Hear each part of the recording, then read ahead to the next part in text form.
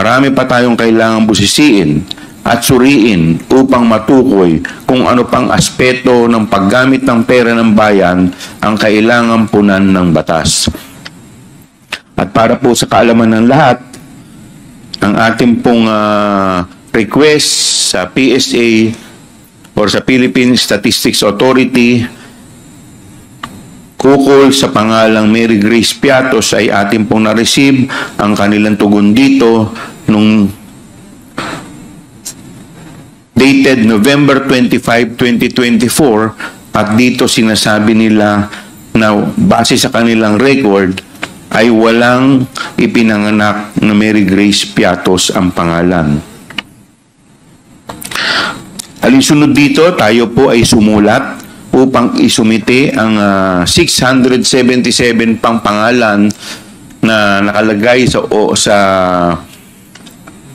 acknowledgement receipt ng DepEd kung saan tayo po ay binigyan ng tugon ng Philippine Statistics Office dated December 8, 2024 at dito kanila pong sinasabi na out of 677 individuals, 405 ay walang birth certificate o walang record sa birth certificate o pwede nating sabihin na non-existent.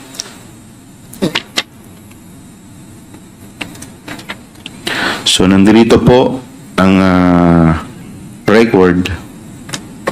Another anomaly this committee noticed was the use of a very unique ink in the shade of blue and several acknowledgement receipts mula po sa Office of the Vice President. At first glance, Mr. Chair, we found that these acknowledgement receipts, which supposedly were signed by different persons in different months, clearly have the same unique shade of blue ink. There are many different types of pens, Mr. Chair. Alam po natin yan. May fountain pens, may sign pens, or whatever in the Philippines na available po sa market. But what are the chances, Mr. Chair, that the same ink would be used for 2 or more acknowledgement receipts submitted by the Office of the Vice President? If you ask me, Mr. Chair, the chances are very, very low. Especially, Mr. Chair, kung titingnan nyo po, itong tinta na ito ay hindi mumurahin. Mahal po yan na ballpen. Hindi po yan common na ginagamit na ballpen. Ang mas kapanipaniwala, Mr. Chair, para sa akin ay only one person probably made these acknowledgement receipts, and they are not the ones who received the funds as indicated in the acknowledgement receipts. Mr. Chair, my staff was also able to find acknowledgement receipts in different names, but the strokes o yung sinasabi po nating pagkasulat ng kanilang mga signatures signatures ito were identical. Dalawang different persons but the same identical strokes of signatures. Incidentally, Mr. Chair, these were all done on March of 2023. Moreover, Mr. Chair, the signatures all bear the same figure, done to 2 or 3 times. It's hard to believe, Mr. Chair, that such common signatures would appear like this. I admit that I'm not an expert in this kind of analysis, unlike those at the NBI, kasi sila naman po yung competent gumawa nito na examination. But based on what I know, Mr. Chair, these coincidences are too hard to ignore. In any event, Mr. Chair, ito pong committee na ito ay pinapasuri po natin yan sa NBI to make sure that these signatures are signed by the same person. Titingnan niyo mo po yan sa monitor, the same strokes, different persons. We also found out, Mr. Chair, that 2 acknowledgement receipts, both in the name of Milky Sikuya, both had done on the same day. Same po pinirmahan on the same day, same address in Zambales, and using the same pen. However, have totally different signatures. Tingnan niyo po, magkakaiba. The same day, the same date, same name, but different signatures. Tanong ko po, Mr. Chair, did the person who signed this receipt suddenly forget how they signed in the middle of the same day? Nagkamali ho siya, nakapirma pala siya, tapos pipirma ulit ng isang acknowledgement receipt. Di mo ba, pag naka-receive ka na, hindi ka na ako magpipirma at hindi ka namang mag-receive ng isang another acknowledgement or payment? It could have been acceptable, Mr. Chair, if there was merely a small variance between the signatures. Although, as we can see, These two signatures are wholly different from each other, which only leads to the conclusion, Mr. Chair, that whoever made this ARs was not actually this Melky Sequoia. This is truly mind-boggling, Mr. Chair, to say the least. Another, Mr. Chair, another character who we found is a certain Alice Crescencio. There were 3 different acknowledgement receipts in the name of one Alice Crescencio, submitted by the Department of Education in her name. Tatlo po yan na acknowledgement receipts from the same agency, Department of Education, bearing the same name. However, Mr. Chair, similar to our friend, tandaan niyo po si Kokoy Villamin na na-present po natin nung previous hearing. Similar to our friend Kokoy Villamin, Mr. Chair, there were 3 different signatures. Kapansin-pansin din po rito, Mr. Chair, na si Miss Alice, was apparently, according to these ARs, were in different parts of the Philippines. Pinirman niya, nung inuna, nasa Pasay City siya. Pangalawa, pumirma siya, nasa Iligan City, sa Mindanao. At doon po sa ang aking probinsya, sa Lanao del Sur. Pumirma din ho siya doon. Baka nandun din siya according to the acknowledgement receipt. So, itong pangalan po ito, Mr. Chair, it leaves a very questions, no? Kaya sabi ko, nanganganak ng tanong. Itong mga pangalan na po ito, Mr. Chair, ay hindi pangkaraniwan. Hindi ho natin masyadong naririnig ang Alice Crescencio. Hindi ho common name ito. Kung Maria, ano man yan, yun ang mga common name. But this is an uncommon name. And the chances are, what are the chances, Mr. Chair, that 3 different individuals, persons, have the same names and spelling? What are the chances, Mr. Chair? All receiving the same confidential funds for different purposes from the same agency, which is DepEd. Sobrang laking coincidence ito, Mr. Chair, which actually, it's a mind-boggling. Medyo po para sa akin, kung isipin po natin ito, medyo kalokohan. I'm sorry to use the term po. Medyo kalokohan na po ito. The more likely explanation na gusto ko pong isipin ay itong mga taga-pirma o tagagawa nitong mga ARs na ito ay hindi coordinated. Baka hindi ko sila nag-coordinate and they fail to probably overlook the possibility that they may use the same name. No, signing 3 different ARs from 3 different locations bearing gamit ang isang pangalan, which is, in this case, Alice Crescencio. Mr. Chair, pero hindi po dyan nagtatapos ang mga kababalaghan ang nakikita natin sa acknowledgement receipts. Mr. Chair, it is also these representations. It's my privilege and honor, Mr. Chair, to introduce to you sina Miss Sally at si Miss Sheila. Magkakaibang pangalan po ito, Mr. Chair, at malamang magkakaibang tao. Kaya nga po sila pagkaibang pangalan. Pero ano po ang kapansin-pansin, Mr. Chair? At ano ang napapansin natin rito sa pinipirmang acknowledgement receipts nila from DepEd as seen on the screen? Isa lang po ang pirma nila, si Miss Sally at si Miss Sheila.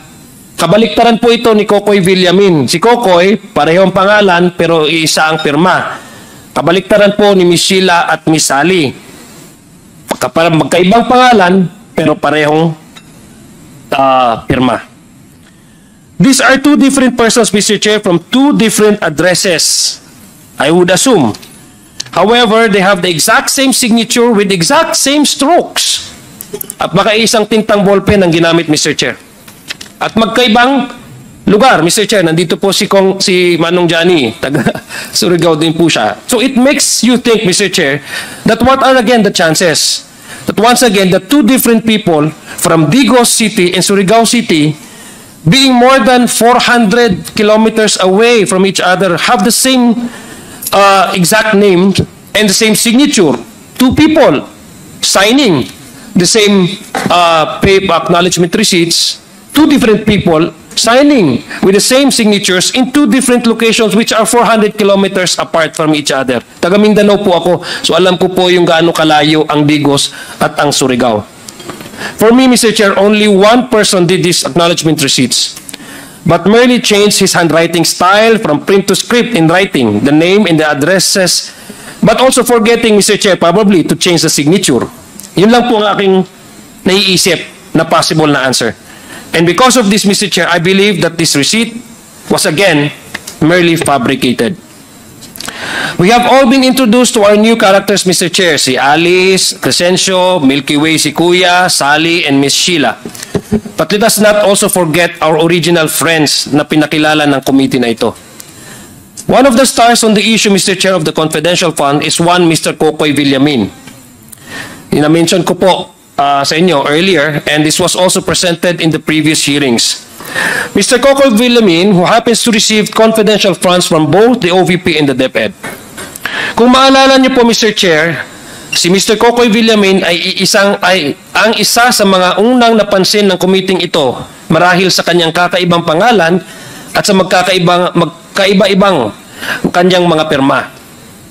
Napanood din po natin, Mr. Chair, at napanood ng committee ito ang interview kay PSA Assistant National Statistician Mariza Grande na tinitingnan nila ang pangalan niya sa kanilang records at isiniwalat niya na wala silang makitang records pertaining to Mr. Kokoy Villamin. This was brought about by the request of Congresswoman Jinky Luistro na para po ma-confirm natin na may talagang tao nito, we need to seek the assistance of PSA and NBI. Pero according sa kanila, wala po silang records na may tao pong Mr. Kokoy Villamin. According kay PSA na Assistant National Statistician na Mariza Grande. Base po sa kanilang initial na findings na ito ng PSA, mas panatag ako, Mr. Chair, na ang confidential funds na di umano'y binigay kay Mr. Villamin ay hindi talaga sa kanya napunta at hindi talaga itong totoong tao. I mean, common sense would dictate, Mr. Chair, that same name, bearing the same name, ay hindi po magkakaroon ng dalawang signatures. And it reinforces our original questions kung meron po bang mga taong ganito. Ang pinakabida, Mr. Chair, sa ating naging inquiry in aid of legislation sa committee ito ay of course, si Miss Mary Grace Piatos. Thank you to Chairman Romy Acop. Siya po yung unang nakaobserba at na-notice po niya ang pangalan. Dahil yung pangalan pong ito, ang una nating napansin, at napansin ni Chairman Acop, dahil ito po ay kombinasyon, according to him, ng isang restaurant at chichirya. At tama na po, lahat po tayo nag-agree noon. Nung inaisiwalat sa committee ito ang acknowledgement receipt ni Miss Mary Grace Piatos, kami ay tunay na mangha. Tayo po, hindi lang tayo, ang buong bayan ng namangha. We reached out to the National Statistics Authority and inquired from them into whether this was a real person or a made-up character. We were likewise informed, Mr. Chair, that the NSA had no record of any person bearing the name of Mary Grace Piatos. There are certain personalities, Mr. Chair, who claim this Mary Grace Piatos were merely a code name, adding that in television and in movies, sa mga palabas at sa television, these code names are used for secret mission. But the fugitive, and I address to him directly in hiding, forgets that this is real life. Tunay po tayong nag-iimbestiga dito, hindi po ito television, hindi po ito palabas. That the people's money, earned through the hard work of every Filipino, should be scrutinized on how they were spent by our agencies. Mr. Chair, ang keyword, Mr. Chair, is transparency. Transparency is required kasi kailangan masilip ng otoridad, gaya ng COA, o kaya't ang taong bayan kung nasa tama ba ang paggastos ng kanilang pondo. In this particular case, the confidential funds. The PSA recently informed us, Mr. Chair, that our new friends, Mr. Kokoy Villamin, Miss Milky Sikuya, and Miss Alice Crescencio, are also all non-existent. Wala po silang record. Non-existent. Hindi po sila, according to PSA, ay posibleng hindi po ito mga tao. There is no record of their birth, no record of their marriage, contracts, whatsoever, or death. No, sana naman po, hindi death, no? Although we just want to leave no stone unturned. That's why we request them if they have a proof that would really prove an evidence of their existence. Birth, marriage, or even death certificates. Wala po, according to PSA. In fact, Mr. Chairman, of the 677 names from the DepEd acknowledgement receipts, which we submitted to the PSA for verification, para po patunayan na kung mayroon bang tao na ganito, the 677 names from the ARs, it was determined by the PSA, Mr. Chair, that it was that only 405 of these ARs with these names have no record whatsoever. So malaki-laki po yung persyento, 677 out of the 677, 405 ang wala pong verifikasyon at wala pong record ang PSA. So, Mr. Chair, it is unlikely that all of these are merely code names, as some supposedly high-powered lawyer would claim, that this simply would not make sense from a legal standpoint, which we will discuss more, Mr. Chair, and from a practical perspective, since it would be an unbelievable, unimaginable amount of effort to do. Imagine, Mr. Chair, gumawa ka, pag-imbento ka ng ganyang karamihang pangalan. At let us go back to Alice Crescencio, if assuming without conceding that these are code names. Di ba pag mga code names po, ibig sabihin you somehow protect the real identity of the person. That's why you're using code names. Itatanungin ko po, ilang beses silang kumukuha ng code names sa sinasin sa isang tao? Halimbawa, si Alice Crescencio, 3 beses pumirma sa magkakaibang lugar ng ARs. How would they find out if Miss Alice Crescencio is assigned to a particular person kung 3 beses nila itong ginamit? Kung tanamang, if assuming that what they're saying is true, how sloppy they are to work and assign 3 code names to 3, same code name to 3 different persons.